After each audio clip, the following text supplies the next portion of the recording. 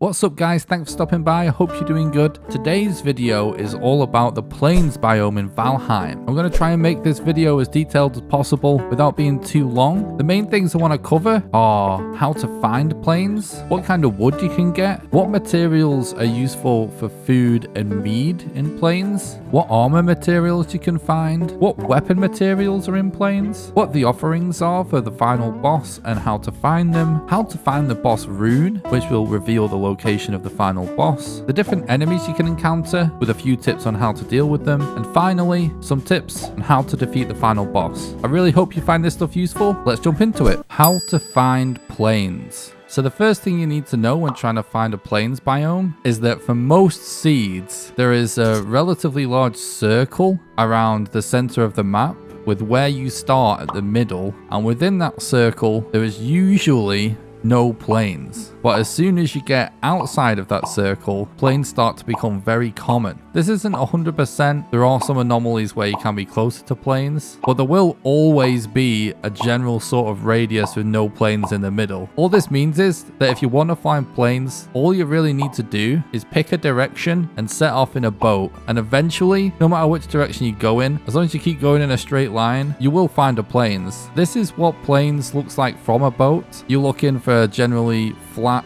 area, and as you get closer you can see that the land is sort of orangish, and most of the trees in plains have the white tree trunks with a sort of light green leaves. This combined with the giant stone pillars sticking out of the ground periodically, and then the big boulders every now and then, are the main characteristics that you can use to spot a plains biome from a boat. Okay, so wood in plains. One of the really cool things about plains is that almost all the trees are birch trees that give you fine wood. Until you find a plains biome, fine wood can be a little bit hard to find if you need a lot of it, especially if you need to find a lot of it in a short period of time. So this is actually one of the best things about plains. There are actually smaller trees scattered between all of the birch trees, and these smaller trees just give you normal wood, but the main purpose to be farming wood in plains is so you can stock up on the fine wood. Okay, so now we're going to go through the food and mead mats that you can find in plains. The first one we're going to talk about is cloudberries. So cloudberries are actually really easy to find. They're these spherical sort of bubble-like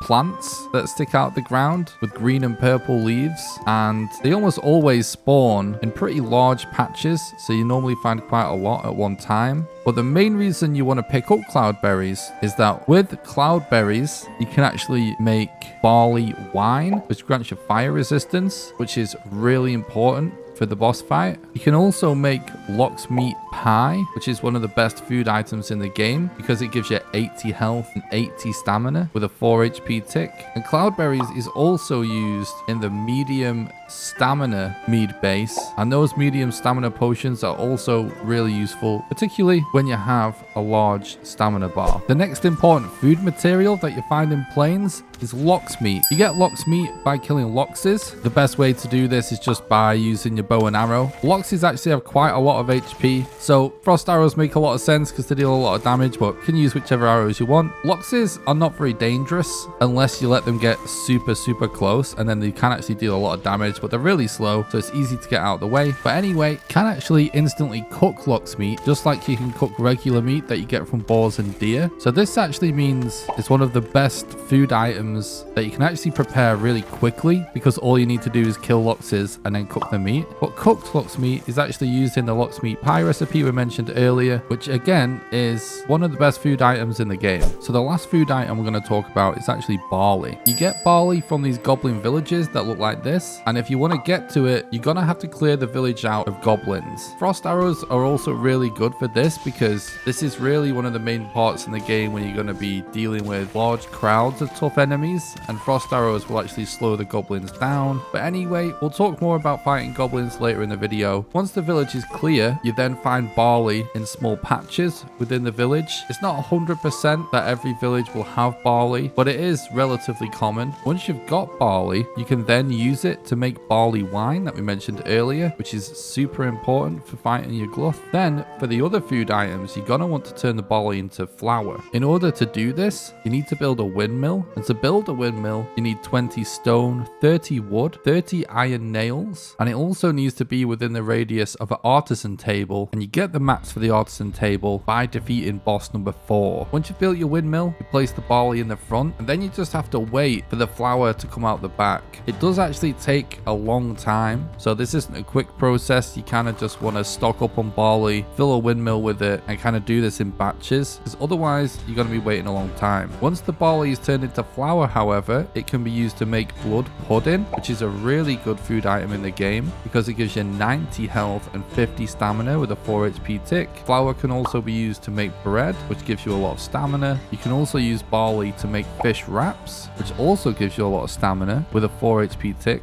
And lastly, flour is also used in the Lox Meat pie recipe we mentioned earlier.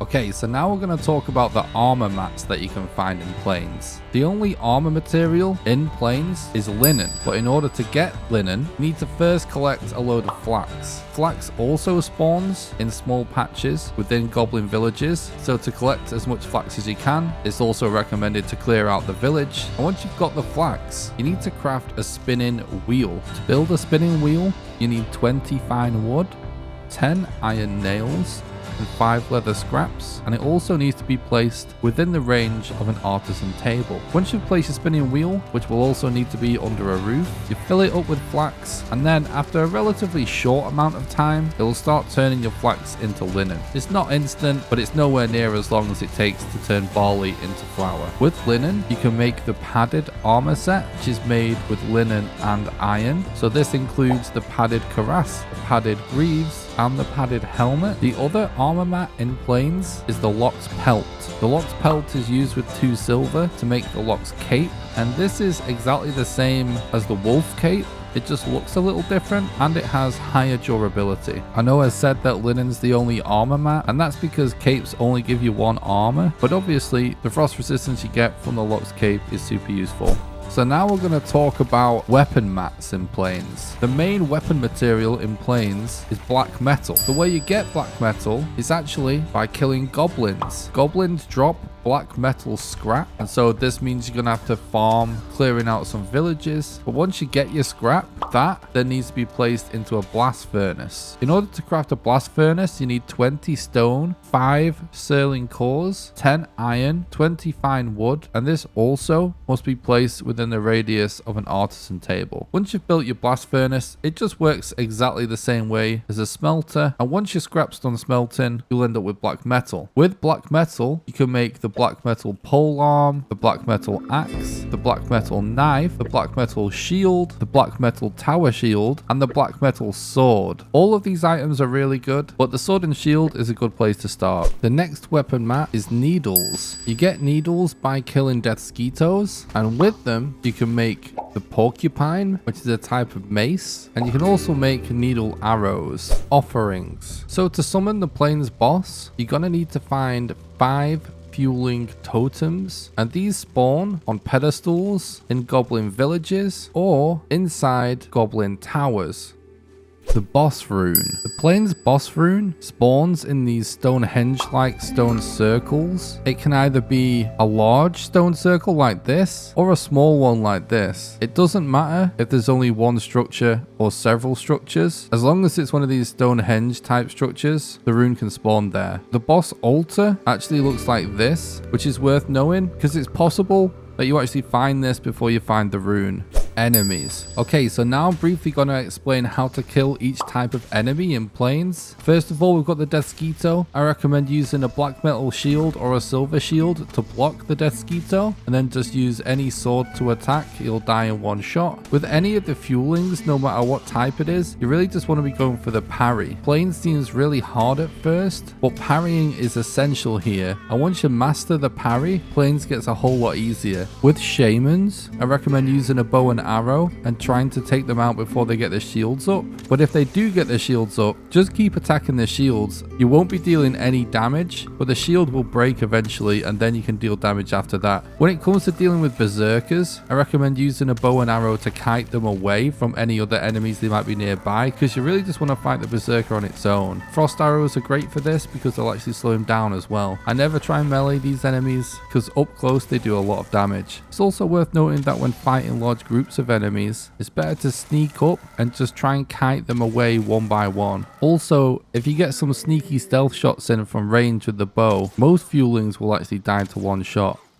The boss fight. Okay, when fighting the final boss, there's 3 major things you need to know. Number 1 is use barley wine. Yagluth deals a lot of fire damage, and without barley wine, you will die very quickly. But if you use barley wine, it gives you fire resistance, and actually, you start to take very little damage from most of the fire attacks. The second thing is to fully level up your armor. Fully leveled up padded armor is the best way to go. The reason for this is that because of the amount of damage Yagluth deals and how long this boss fight can last, it's pretty common for most armors to break before the boss fight is over. And the third and final tip for preparing for this boss fight is to also go in with a fully leveled up silver sword. When it comes to dealing damage to Yagluth, because he's a fire enemy, he is weak to frost. And because he's undead, he is weak to silver. And the black metal weapons in the game also deal a lot of damage to pretty much anything because of the raw damage. So this does mean that a black metal sword is okay and a frostner is also okay. But the absolute best thing is the silver sword, because the burning effect that he gets from silver does way more damage than anything else. So the absolute number 1 weapon to kill Yagluth is the silver sword. A lot of people are afraid to get up close and personal with Yagluth, but that's just because they don't have the fire resistance and they haven't learned his moveset. Which brings us on to the next point. Yagluth has 3 main attacks. One where he shoots a beam of fire out of his mouth. You can easily dodge this attack just by circle strafing, as long as you've got enough stamina to sprint, which you should be bringing stamina potions anyway, so you should be okay there. His other attack is when he slams down on the ground and deals an AoE around his area. And for this one, if you basically wait until he actually does his scream, if you roll roughly 1 second after Yagluth has finished making his noise, as long as you're rolling away from Yagluth, you shouldn't take any damage from this attack. The third attack is when he makes it rain meteors, and this is the most dangerous attack. For this one, you should be up close to Yagluth when you're dealing damage, and when he does his audio cue for the attack, if you run around Yagluth's left side and then run behind him diagonally to the right as you run away from him, as long as you keep running in that diagonal line, none of the attacks should hit you. Then, as long as you've got health and stamina, just run in whenever you can and keep spamming that silver sword, and Yagluth will be taken care of in no time.